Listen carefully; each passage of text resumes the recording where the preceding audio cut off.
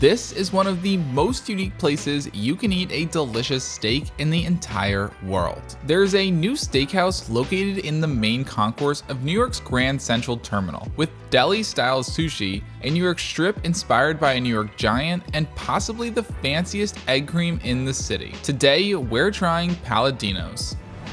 We are on the Metro North heading back into the city, but we won't need to go too far to get to today's restaurant.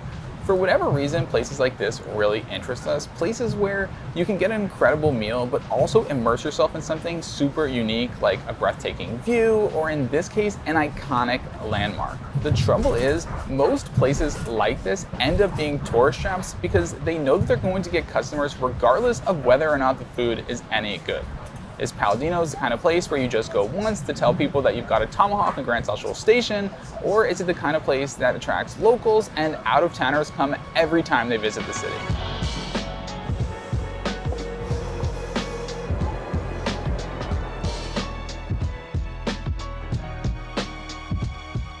Palladino's comes from Bronx native and former NYPD officer turned restaurateur Joseph Palladino. After being injured in the line of duty, he transitioned into the restaurant business, opening a few restaurants in Las Vegas before moving to Dallas to open a steakhouse called Nick and Sam's that's frequently named among the best in the city. A fire closed previous tenant Michael Jordan's steakhouse in 2018. Joe was given the opportunity to take over the one-of-a-kind 10,000 square foot venue and jumped at the chance to move home. Palladino's would open in September of 2025 with executive chef Sam Hazen, who has a long resume including an 11-year tenure as the executive chef of Tao.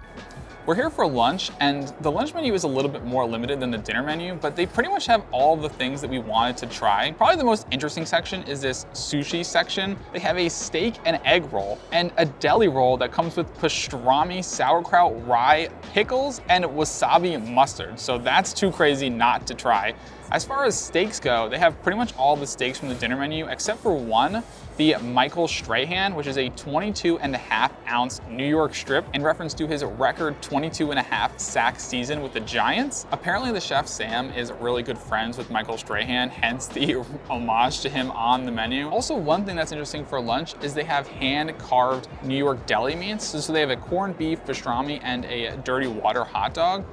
Obviously, the prices are not cheap, even for the city, but you're definitely paying a little bit for this ambiance, which is clearly unlike anywhere else in the world. What a bucket list dining experience. This restaurant is beautiful. It was designed by the Rockwell Group. They always do such a spectacular job. It complements the ambiance of Grand Central Station perfectly. You have these vintage looking velvet booths, beautiful chairs and tables, and they built it around these chandeliers, which are absolutely stunning. I mean, I'm at a loss for words. I'd love to know how expensive they are because they look so heavy. But having that to my left and the main concourse to my right, it's the perfect view. It's also really interesting, and again, I have more of an appreciation for the design and decor of this space because it is a historic landmark. There are a lot of really weird rules, like they're not allowed to have any open flames, so I guess when it's your birthday, you won't be getting a real candle. And also they can't touch the walls or the ceilings. So when we first walked in, they have this beautiful wall that nicely integrates this restaurant into Grand Central Station, but it's not touching the wall of Grand Central, which is crazy. And again, I didn't even notice when we were walking in. They like built this fake wall for the restaurant. So it is absolutely spectacular. I love the colors. It's just so rich and has that like vintage old feel, and it is incredible. The concourse that you see here is actually the third iteration of Grand Central Terminal, built in 1913, 113 years ago tomorrow actually. And the craziest thing is, like, from this restaurant, it's not like Grand Central Oyster Bar, which does have a beautiful ceiling, but is under the rest of Grand Central, so you don't really get to appreciate the ambiance. From here, you can see everything. You can see the celestial ceiling that's actually reversed east to west instead of west to east, I'm pretty sure. I can literally see that one tile that's darker than all of the rest from when they renovated in the 90s and cleaned the entire ceiling. From the soot, from cigarette smoke, and the trains and pollution in general, the ceiling got like almost completely black. I can see the famous opal glass clock. I can see the annoyingly off-putting Apple store over there. Like, you could literally see everything from here. It is gorgeous. I think we'll do the steak and egg roll and the deli roll to start, and then the Michael Strahan steak and the French dip. Are we thinking any sides? What sounds good to you? Bloomin' onion, mac and cheese, vegetables. Probably not vegetables, right? I don't know. It's you. I guess either the bloomin' onion or the mac and cheese, right? Yeah, whatever you think is. Yeah, whatever you think's better, I guess. Okay, perfect. Sounds good. There were a lot of interesting drinks on their cocktail list with funny names like the Track 61, which is the urban legend hidden track in Grand Central that would run, I believe, to the Waldorf Astoria and take presidents back and forth without them having to go outside. But I went with the Smokehouse, which is bacon washed mezcal, maple, and bitters, and has a piece of smoked bacon on top. First of all, the smell of that bacon, especially at like 11 a.m., is just unbelievable. It smells so good and so sweet and smoky. I'm not really sure I taste too much of the bacon actually in the drink, but let me try the bacon. It's probably gonna be really good. Wow, that is so good. That bacon is so good that I regret not ordering the side bacon that they have on the menu. That's where you've got that maple flavor, really smoky, and it does complement the drink, but I almost wish the drink tasted like the bacon. I went with the Legal G&T, which is one of their mocktails. It's juniper infused black tea, lemon, and tonic. Oh, wow. That's delicious. It's not too sweet, and it almost has like a little tang to it that makes it feel like it's actually a cocktail. It's very light, refreshing, and cold, which is probably not the best drink for today because what is it, like 8 degrees outside? Yeah, and it's less than 10. Apparently, Grand Central Station's heat is broken, or at least like in this section it's broken, so it is pretty chilly in here. We just got our sushi. I'm gonna start with the steak and egg, which is charred sirloin, tamago, and a steak sauce, and then it's topped with nori. This has gotta be the craziest sushi I've ever had. I think the second one is the craziest sushi I've ever heard of. Some professional chopstick skills right there. That is so different, but so good. I don't really taste the egg, but that seaweed and rice is such a good complement to the steak. The steak is seasoned to perfection. It has a little bit of char to it, and then it's so tender.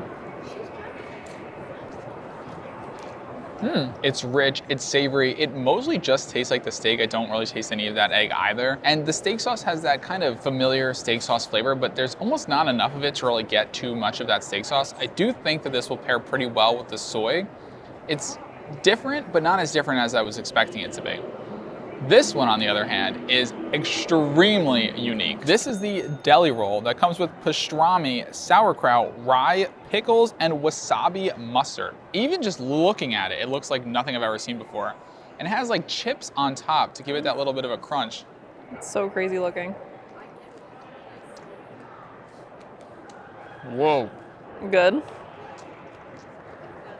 That's crazy. This is a full-on Jewish delicatessen in sushi form. My brain didn't even know how to process it. It tastes almost exactly like a deli sandwich. My first question was whether either of these were gonna come out warm, and they both did come out cold. This one still has like that warm, peppery heat from the pastrami and that wasabi mustard. It's such an interesting take on the mustard that you'd get in like a pastrami sandwich. And those chips add the perfect amount of crisp and crunch with every bite. Get a little bit of that sourness from the pickles. Definitely worth giving a try if you come here. It is so incredibly unique, salty, savory, and really unlike anything I've ever had before. I don't know, I kind of wish we got a second order of these pastrami rolls. Yeah, I would definitely pick those over the steak and eggs too. 100%. This is so good. And that pastrami flavor is so unique and it's so like pungent. Highly recommend. We just got all our food. Everything looks delicious, but I'm gonna start with this mac and cheese, which is made with lumake. This looks so cheesy.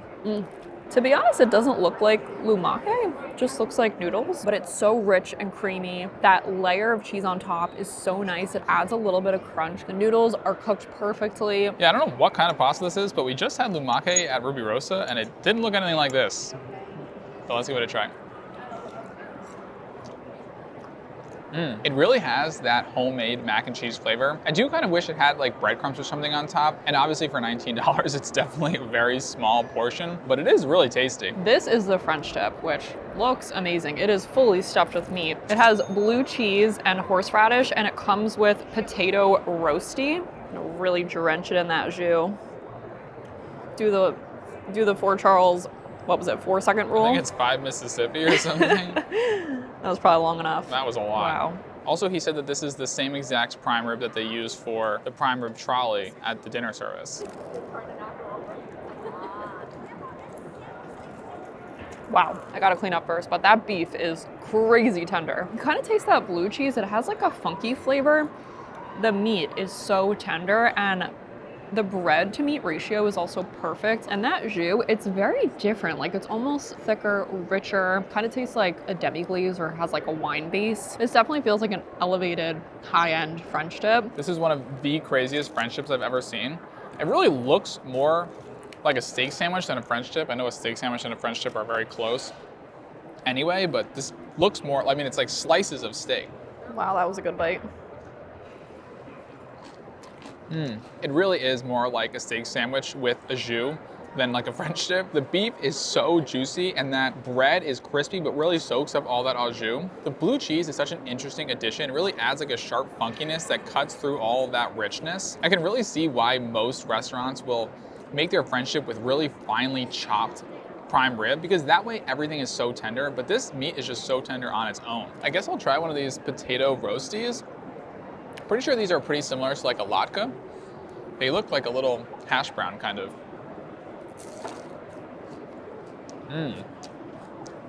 Oh, they're so good. They taste like a little hash brown.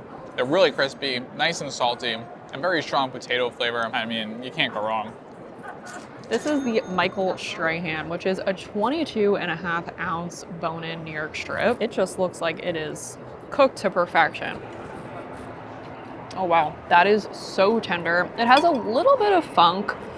I don't think it's dry aged at all. Yeah, I don't know if it is either, but it kind of has that like funky flavor. I don't know if they season it in that way. Maybe they put blue cheese butter on top or something. Yeah, like it kind of has like a blue cheese flavor to me. It also looks like it has a crispy shell on the outside, but it's really not that crunchy. It's kind of more like on the softer side. It's really tender, just like seasoned really nicely. Tasty. I think they cut the fat cap off the edge, actually. You can see like just a little tiny bit of fat along the edges, but not really much of a fat cap. Wow. Yeah, it's got good flavor. It's really good. It is so juicy, buttery. I see what you mean. There's just a slight hint of something funky in there, but it's not dry aged, I'm pretty sure, so I'm not really sure what that is. The fat cap is rendered perfectly. It's not chewy at all. So much flavor in there. It definitely looks like it has a good hard sear on the top, but like you said, it doesn't really have too much texture. Also, we're not totally sure how much this costs. I'm sure it'll just pop up on the screen. I think it was supposed to be $92 for his number 92, but that was also like a few months ago when they opened, and everything in New York seems to go up constantly.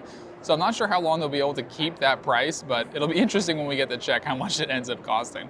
But $92 for this in Grand Central is not bad. I also feel like the rest of the menu, a lot of things are kind of, you know, you're paying for the ambiance, obviously. I would say this for $92.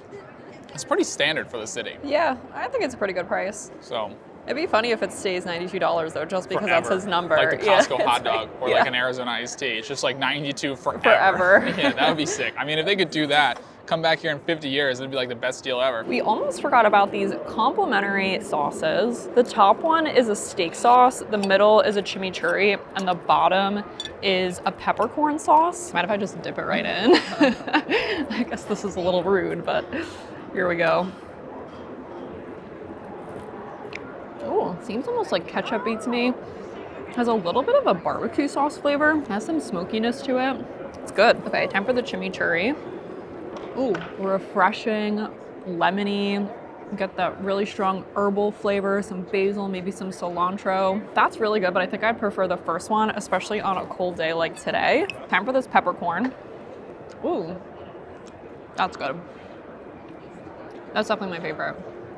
Has a little bit of a kick to it at the end. It's very rich and savory. I don't know, it's very complex and really good and complements the steak perfectly. We have been really enjoying the steak, and we were just talking to the manager who was telling us that all the steaks here are wet aged for 28 days. So I'm not really sure where any of that like funky flavor is coming from, but that all the steaks are also grass-fed, which maybe explains a little bit of the uniqueness. We've typically really liked grass-fed steaks in the past. I know some people don't often like grass-fed steaks, but because most of the time you're not having a grass-fed steak, I think they just make it a little bit more unique. Also, having some of these pieces around the edges, there's definitely a lot more fat, but the fat is rendered perfectly and it just melts in your mouth. I think this steak is really pretty darn good, especially for a not dry-aged steak. I think it's pretty great.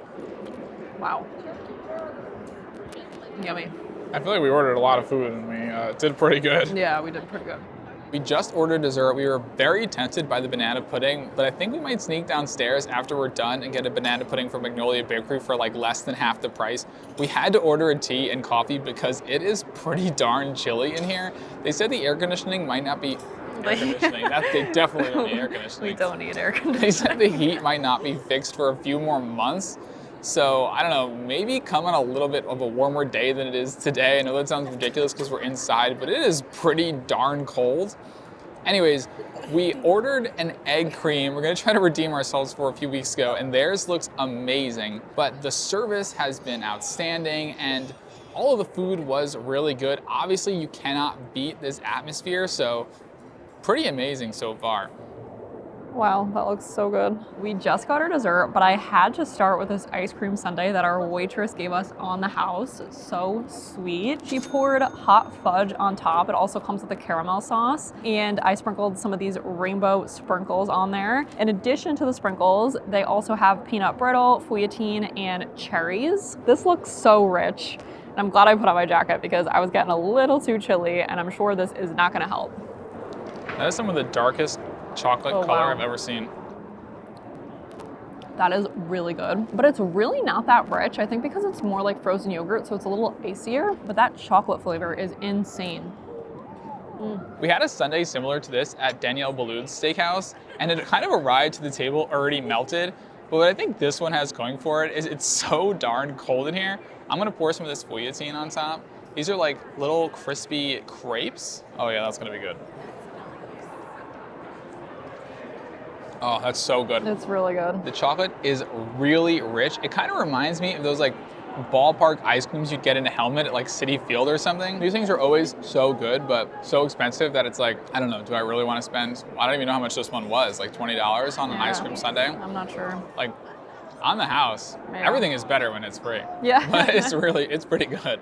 Well, what we actually ordered for dessert is this Brooklyn Seltzer chocolate egg cream that comes with this giant black and white cookie on top. We had an egg cream a few weeks ago at Gothenburger, and between all the comments telling us that we did it wrong and us not really fully appreciating it, we had to redeem ourselves here, and this one looks like the most gourmet version of an egg cream you can get. I think it's also like $10 more than the one we had at Gothenburger, so let's give it a try. I think I'm gonna go straight into this black and white cookie. Have you ever seen a black and white cookie that looked like this? I mean, it literally looks like a pastry. There's like layers to this, like a croissant. Like, look at that. Looks really good. What the heck? Wow. Looks like cake. It's a croissant. Really? That's insane. It is literally like a chocolate croissant, but with the topping of a black and white cookie. You get that sweetness from the black and white cookie and also that crispy, flaky interior. I feel like this thing would be exceptional if it was hot, but it's still really good. I don't think I've ever seen anything like this before. If you've ever seen a pastry like this, definitely let me know, but it is really good. Black and white cookie's good, right? Yeah, but it's like a croissant. Yeah. You like the egg cream? You know what? I was born and raised in the Bronx. I'm used to, they have like a formula between the syrup and the milk. Right. And that's not, I would do it a different way. There's no culinary technique to put in a good egg cream. Yeah. Okay. No, no formula. You put 2 parts milk, 2 parts chocolate, Right. 3 ounces. No. They're overthinking it. But yes, exactly.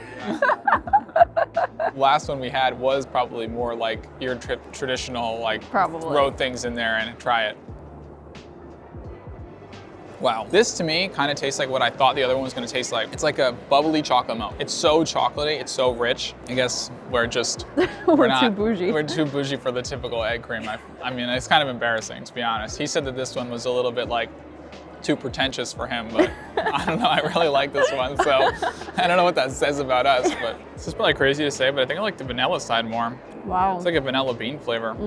It definitely tastes exactly like a chocolate croissant. The vanilla side is sweeter. The chocolate's a little bit more bitter because it has that like dark chocolate flavor. Both are really good, but different.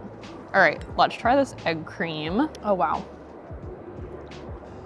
Yeah, it kind of just seems like lightly carbonated chocolate milk. And it's very chocolatey chocolate milk. Yeah, see, the other one we tried was more like seltzer forward. You can kind of taste like that saltiness. This leans more like chocolate milkshake. It is really good, creamy, chocolatey, delicious. And it's a great complement to this black and white cookie. I guess we like egg creams after all. What a meal. A destination-worthy dining experience for sure. If you've got family or friends visiting from out of town and you want to take them to a steakhouse that is unlike any restaurant they've ever experienced before, this is truly the perfect spot. But let us know what you guys think. Make sure to like and subscribe, and we'll see you in the next one.